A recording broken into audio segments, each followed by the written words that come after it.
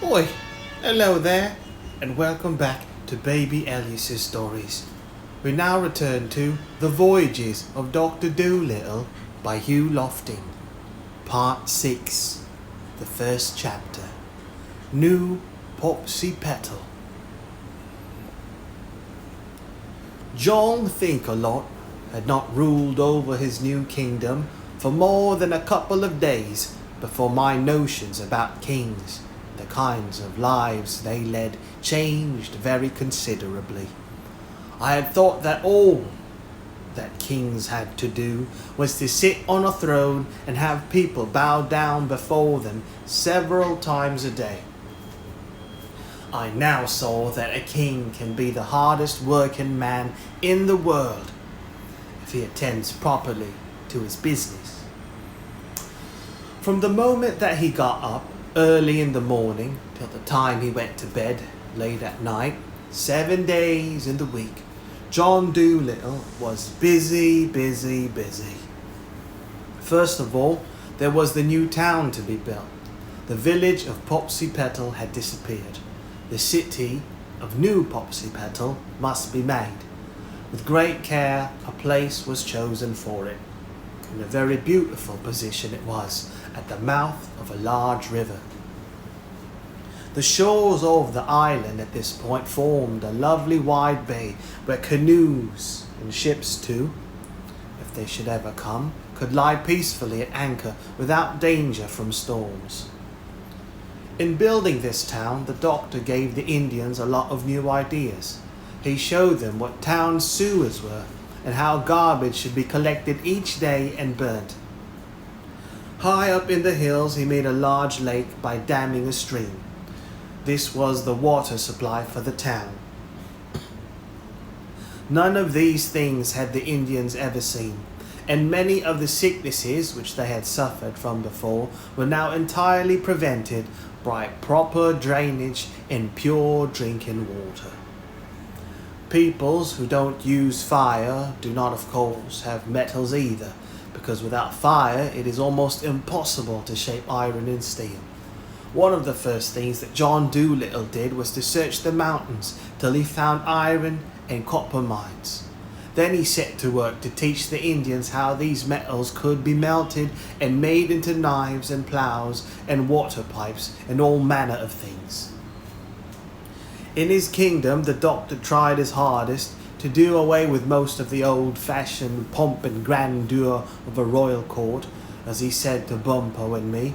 If he must be a king, he meant to be a thoroughly democratic one. That is, a king who is chummy and friendly with his subjects and doesn't put on airs.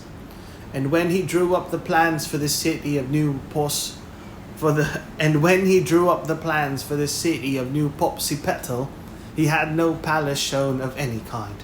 A little cottage in a back street was all that he had provided for himself. But this the Indians would not permit on any account. They had been used to having their kings rule in a truly grand and kingly manner, and they insisted that he have built for himself the most magnificent palace ever seen. In all else they let him have his own way absolutely, but they wouldn't allow him to wriggle out of any of the ceremony or show that goes with being a king. 1,000 servants he had to keep in his palace, night and day, to wait on him. The royal canoe had to be kept up, a gorgeous, polished mahogany boat 70 feet long, inlaid with mother of pearl and paddled by the 100 strongest men in the island. The palace gardens covered a square mile and employed 160 gardeners. Even in his dress, the poor man was compelled always to be grand and elegant and uncomfortable. The beloved and battered high hat was put away in a closet and only looked at secretly. State robes had to be worn on all occasions, and when the doctor did once in a while manage to sneak off for a short natural history expedition, he never dared to wear his old clothes, but had to chase his butterflies with a crown upon his head and a scarlet cloak flying behind him in the wind. There was no end to the kinds of duties the doctor had to perform and the questions he had to decide upon. Everything from settling disputes about lands and boundaries to making peace between husband and wife who had been throwing shoes at one another. In the east wing of the royal palace was the Hall of Justice, and here King Jong sat every morning from 9 to 11, passing judgment on all cases that were brought before him. Then in the afternoon he taught school. The sort of thing he taught were not always those you find in ordinary schools. Grown-ups as well as children came to learn. You see, these Indians were ignorant of many of the things that quite small white children know, though it is also true that they knew a lot that white grown-ups never dreamed of. Bumpo and I helped with the teaching as far as we could, simple arithmetic and easy things like that, but the classes in astronomy, farming science, the proper care of babies, with a host of other subjects, the doctor had to teach himself. The Indians were tremendously keen about the schooling, and they came in droves and crowds, so that even with the open-air classes, a schoolhouse was impossible of course, the doctor had to take them in relays and batches of 5,000 or 6,000 at a time, and use a big megaphone or trumpet to make himself heard. The rest of his day was more than filled with road making, building water mills, attending the sick, and a million other things. In spite of his being so unwilling to become a king, John Dolittle made a very good one once he got started. He may not have been as dignified as many kings in history who were always running off to war and getting themselves into romantic situations, but since I have grown up and seen something of foreign lands and governments, I have often thought that Popsipetel, under the reign of John Thinkalot, was perhaps the best ruled state in the history of the world. The doctor's birthday came round after we had been on the island 6 months and a half. The people made a great public holiday of it, and there was much feasting, dancing, fireworks, speech-making, and jollification. Towards the close of the day, the chief men of the two tribes formed a procession and passed through the streets of the town, carrying a very gorgeously painted tablet of ebony wood 10 feet high. This was a picture history, such as they preserved for each of the ancient kings of Popsipetel to record their deeds. With great and solemn ceremony, it was set up over the door of the new palace, and everybody then clustered round to look at it. It had 6 pictures on it, commemorating the 6 great events in the life of King John, and beneath were written the verses that explained them. They were composed by the court poet, and this is a translation. Number 1. His landing on the island, heaven sent. In his dolphin-drawn canoe, from worlds unknown he landed on our shores. The very palms bowed down their heads in welcome to the coming king. His meeting with the beetle by moonlight in the mountains. He communed with beasts. The shy Jabizri brings him picture words of great distress. He liberates the lost families. Big was his heart with pity. Big were his hands with strength. See how he tears the mountain like a yam. See how the lost ones dance forth to greet the day. He makes fire. Our land was cold and dying. He waved his hand, and lo, lightning leapt from cloudless skies. The sun went down, and fire was born. Then while we crowded round, the grateful glow pushed he our wayward floating land back to peaceful anchorage in sunny seas. He leads the people to victory in war. Once only was his kindly countenance darkened by a deadly frown. Woe to the wicked enemy that dares attack the tribe with Thinkalot for chief. He is crowned king, the birds of the air rejoiced. The sea laughed and gamboled with her shores. All redskins wept for joy the day we crowned him king. He is the builder, the healer, the teacher, and the prince. He is the greatest of them all. May he live 1,000 years, happy in his heart, to bless our land with peace. The second chapter, Thoughts of Home. In the royal palace, Bumpo and I had a beautiful suite of rooms of our very own, which Polynesia, Jip and Chi-Chi shared with us. Officially, Bumpo was Minister of the Interior, while I was First Lord of the Treasury. Long Arrow also had quarters there, but at present he was absent, travelling abroad. One night after supper, when the doctor was away in the town somewhere visiting a newborn baby, we were all sitting round the big table in Bumpo's reception room. This we did every evening to talk over the plans for the following day and various affairs of state. It was a kind of cabinet meeting. Tonight, however, we were talking about England and also about things to eat. We had got a little tired of Indian food. You see, none of the natives knew how to cook, and we had the most discouraging time training a chef for the royal kitchen. Most of them were champions at spoiling good food. Often we got so hungry that the doctor would sneak downstairs with us into the palace basement after all the cooks were safe in bed and fry pancakes secretly over the dying embers of the fire. The doctor himself was the finest cook that ever lived, but he used to make a terrible mess of the kitchen, and of course we had to be awfully careful that we didn't get caught. As I was saying, tonight food was the subject of discussion at the cabinet meeting, and I'd just been reminding Bumpo of the nice dishes we had had at the bedmaker's house in Monteverde. "I'll tell you what I would like to know," said Bumpo. "A large cup of cocoa with whipped cream on the top of it. In Oxford, we used to be able to get the most wonderful cocoa. It's really too bad they haven't any cocoa trees in this island or cows to give cream." "When do you suppose," asked Jip, "the doctor intends to move on from here?" I was talking to him about that only yesterday," said Polynesia, "but I couldn't get any satisfactory answer out of him.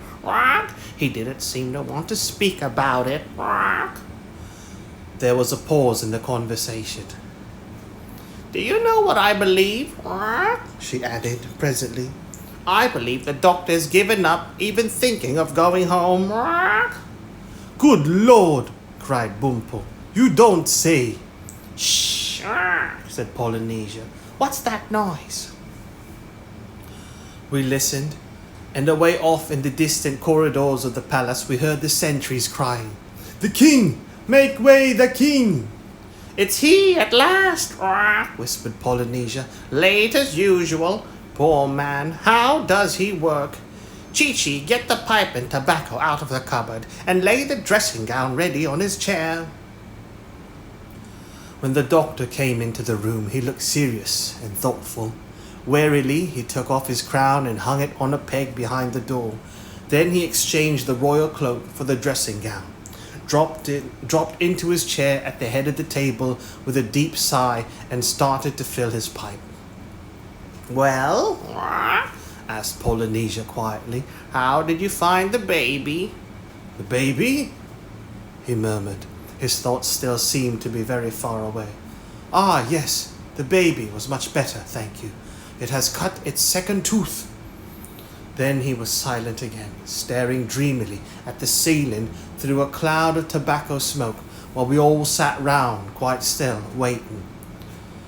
"We were wondering, Doctor," said I at last, "just before you came in, when you would be starting home again. We will have been on this island 7 months tomorrow."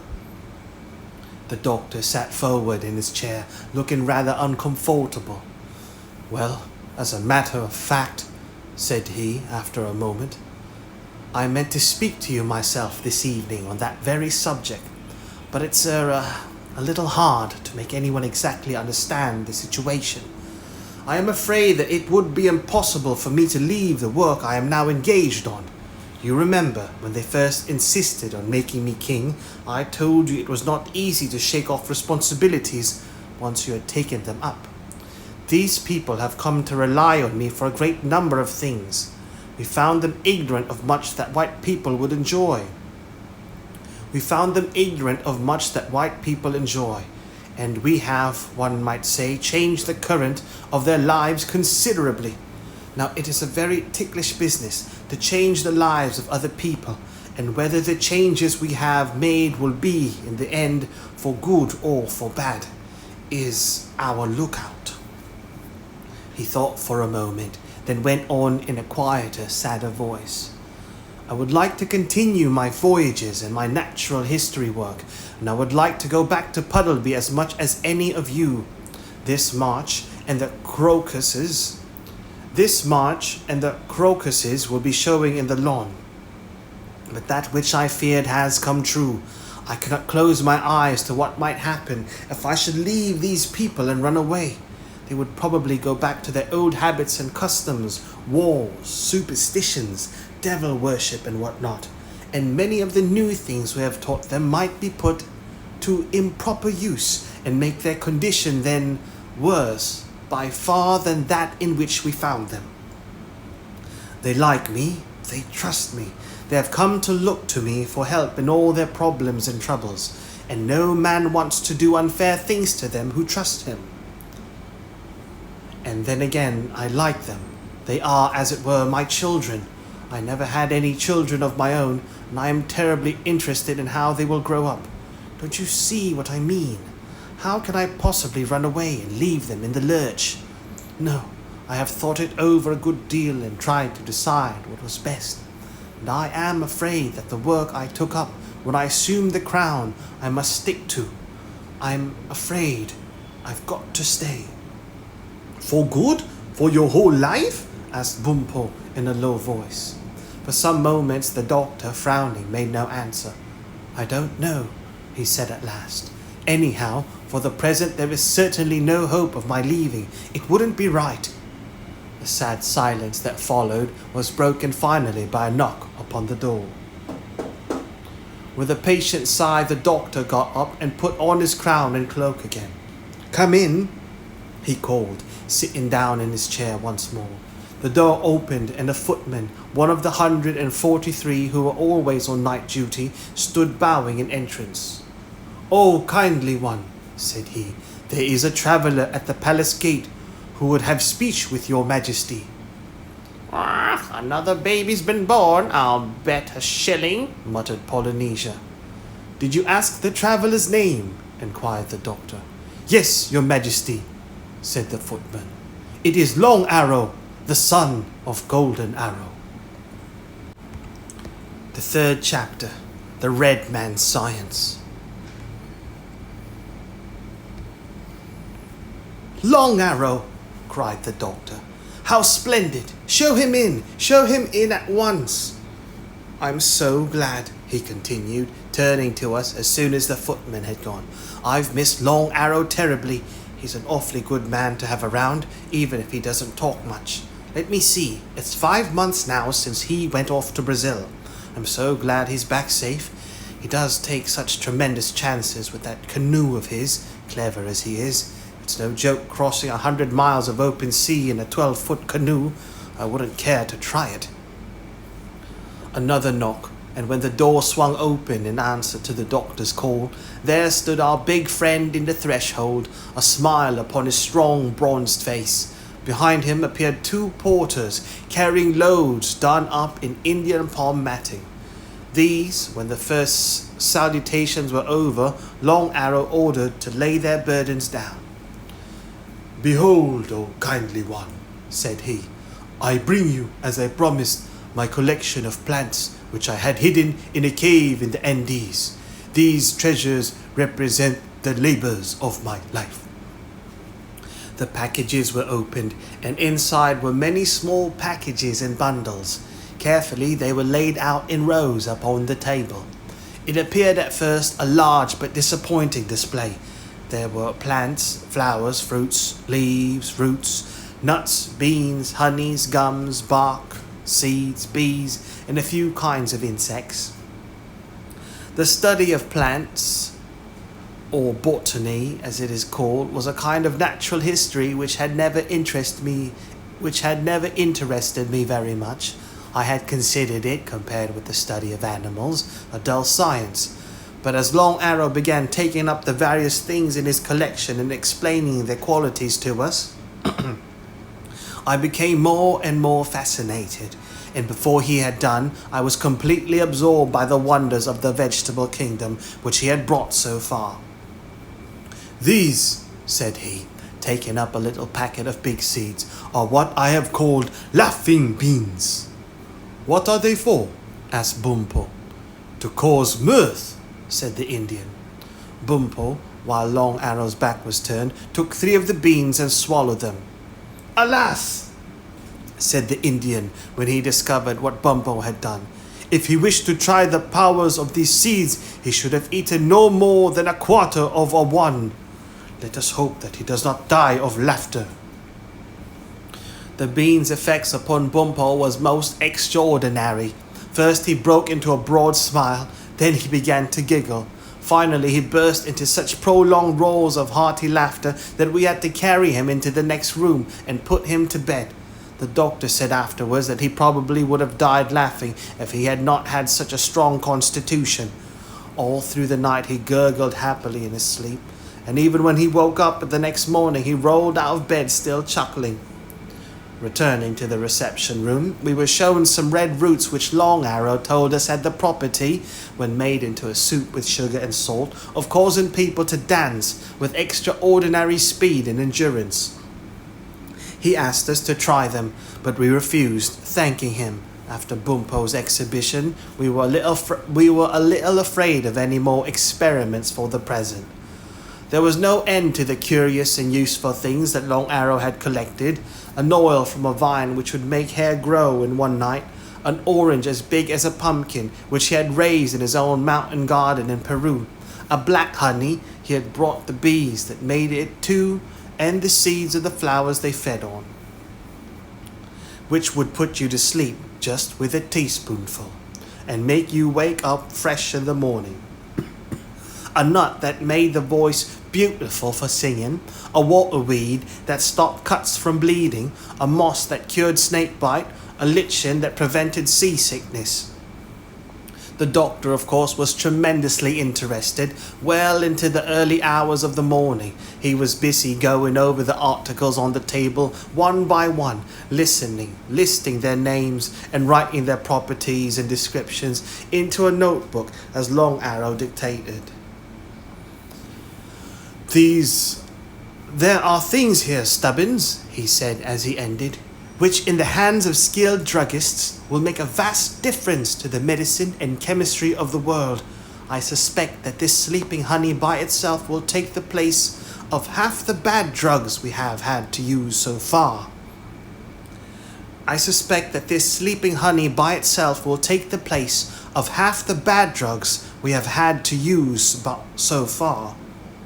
Long Arrow has discovered a pharmacopoeia of his own. Miranda was right. He is a great naturalist.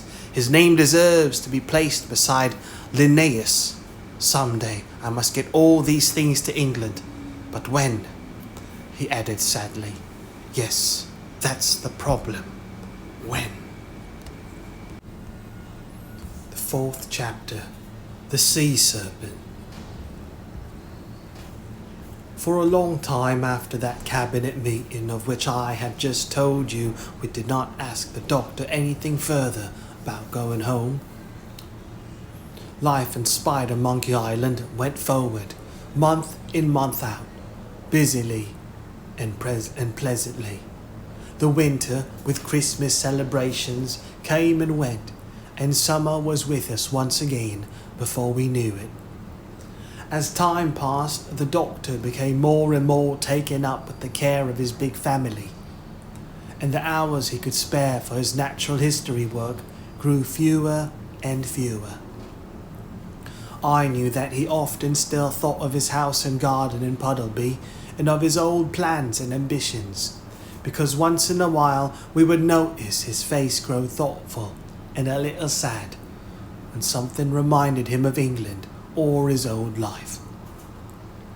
But he never spoke of these things, and I truly believe he would have spent the remainder of his days on Spider Monkey Island if it hadn't been for an accident, and for Polynesia. The old parrot had grown very tired of the Indians, and she made no secret of it. "The very idea," she said to me one day as we were walking on the seashore, "the idea of the famous John Dolittle spending his valuable life waiting on these greasy natives. Why, it's preposterous." All that morning we had been watching the Doctor superintend the building of the new theatre in Popsipetel. There was already an opera house and a concert hall, and finally she had got so grouchy and annoyed at the sight that I had suggested her taking a walk with me.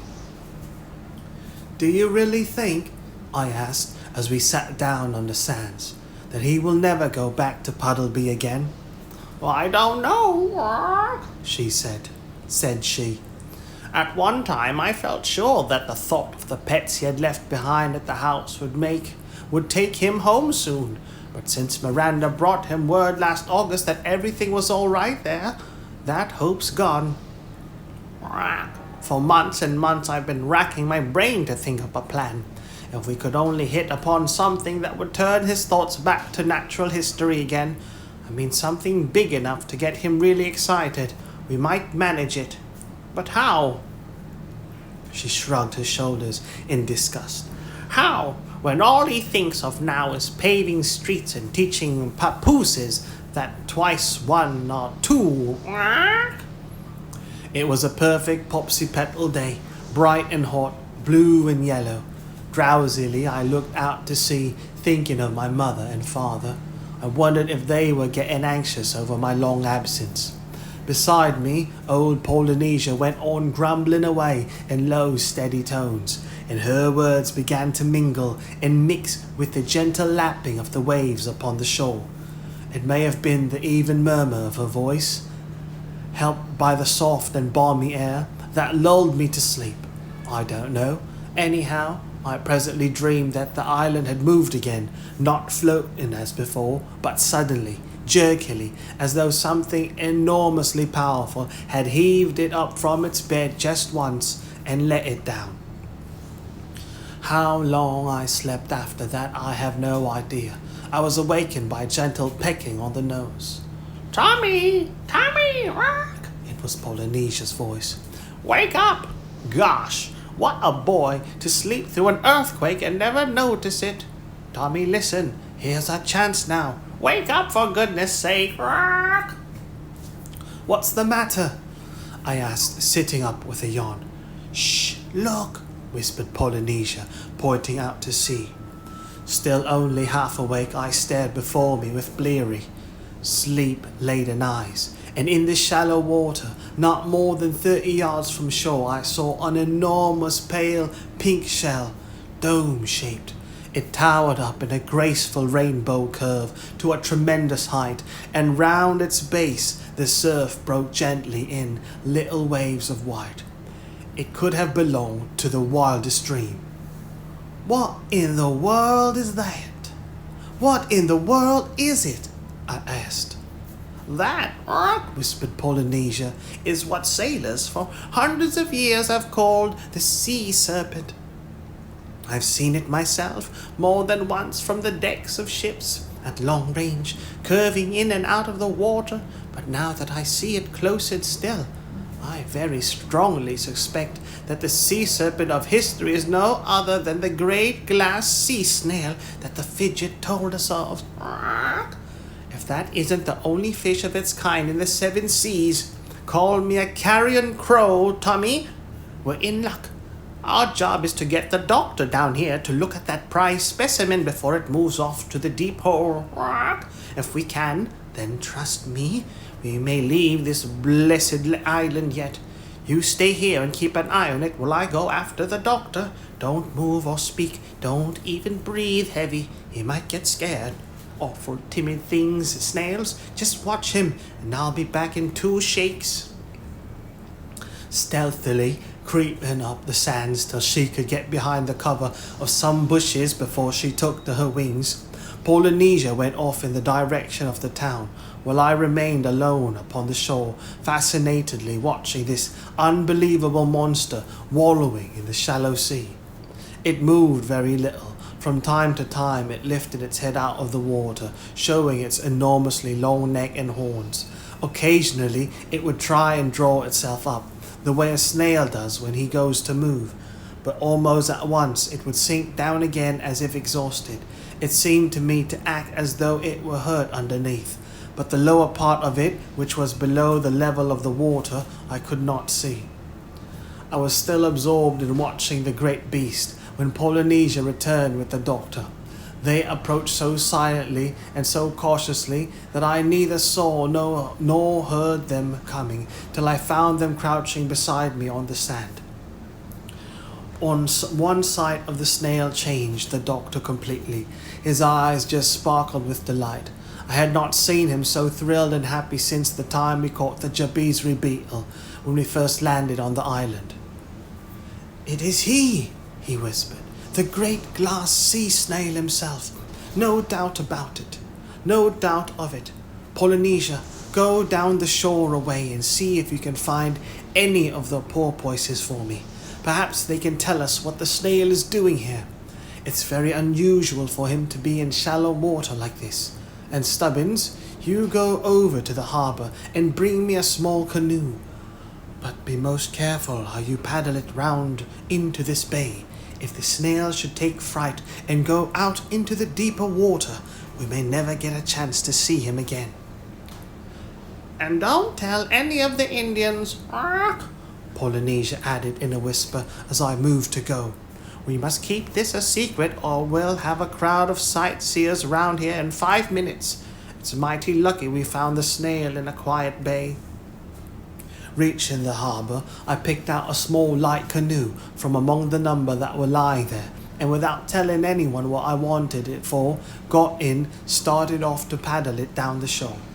I was mortally afraid that the snail might have left before I got back, and you can imagine how delighted I was when I rounded a rocky cape and came in sight of the bay to find he was still there. Polynesia, I saw, had got her errand done and returned ahead of me, bringing with her a pair of porpoises. These were already conversing in low tones with John Dolittle. I breached the canoe and went up to listen. "What I want to know," the doctor was saying, "is how the snail comes to be here. I was given to understand that he usually stayed in the deep hole, and that when he did come to the surface, it was always in mid-ocean." "Oh, didn't you know? Haven't you heard?" the porpoises replied. "You covered up the deep hole when you sank the island." "Why, yes, you let it down right on top of the mouth of the hole, sort of put the lid on it, as it were. The fishes that were in it at that time have been trying to get out ever since. The great snail had the worst luck of all. The island nipped him by the tail just as he was leaving the hole for a quiet evening stroll. And he was held there for 6 months, trying to wriggle himself free. Finally, he had to heave the whole island up at one end to get his tail loose. Didn't you feel a sort of an earthquake shock about an hour ago?" "Yes, I did," said the doctor. "It shook down part of the theatre I was building." "Well, that was the snail heaving up the island to get out of the hole," they said. "All the other fishes saw their chance and escaped when he raised the lid. It was lucky for them he's so big and strong, but the strain of that terrific heave told on him. He sprained a muscle in his tail, and it started swelling rather badly. He wanted some quiet place to rest up, and seeing this soft beach handy, he crawled in there." Dear me, said the doctor. I'm terribly sorry. I suppose I should have given some sort of notice that the island was going to be let down. But to tell the truth, we didn't know it ourselves. It happened by a kind of an accident. Do you imagine the poor fellow is hurt very badly? We're not sure, said the porpoises, because none of us can speak his language. But we swam right around him on our way in here, and he did not seem to be really seriously injured. Can't any of your people speak shellfish? The doctor asked. Not a word, said they. It's a most frightfully difficult language. Do you think that you might be able to find me some kind of fish that could? We don't know, said the porpoises. We might try. I should be extremely grateful to you if you would, said the doctor. There are many important questions I want to ask this snail, and besides, I would like to do my best to cure his tail for him. It's the least I can do. After all, it was my fault, indirectly, that he got hurt. Well, if you wait here, said the porpoises, we'll see what can be done.